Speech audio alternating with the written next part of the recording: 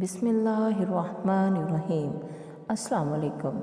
अल्लाह ताला ने हज़रत आदम अलैहिस्सलाम से फरमाया कि जब मैंने तुमको इस दरख्त से मना किया था तो फिर क्यों खाया।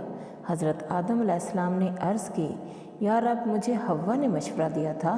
तो अल्लाह ताला ने फरमाया कि मैंने हव्वा को हमल के ज़माने की सख्ती, दर्द और तकलीफ़, वज़ाए हमल के वक्त का दर्द और कर्ब और विलादत के वक्त की तकलीफ़, हैज़ की आलूदगी, खावंद के हुक्म में रहना और उसकी ताबेदारी करना, ये सज़ाएं दी हैं।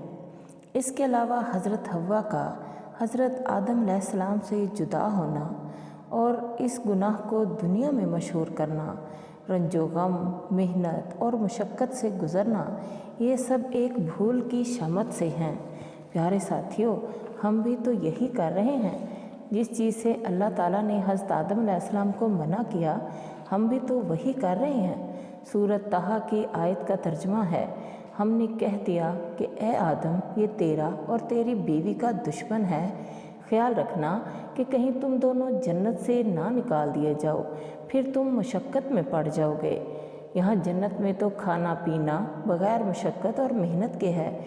यहाँ ना भूखे रहना था और ना प्यासे, फिर भूख प्यास आ जाएगी। तो प्यारे साथियों, हमें भी तो शैतान से बचना चाहिए ना।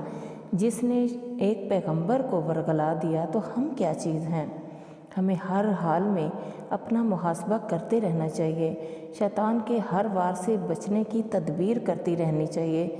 जब एक पैगंबर हज़रत आदम अलैहिस्सलाम को इतनी बड़ी सज़ा मिली, हज़रत हव्वा को इतनी बड़ी सज़ाएं मिली, तो हम क्या चीज़ हैं।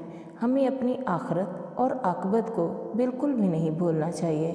अल्लाह ताला हम सब को सिराते मुस्तकीम पर चलने की तौफ़ीक़ अता फ़रमाए और हमारे सगीरा कबीरा गुनाहों को माफ़ करे। आमीन।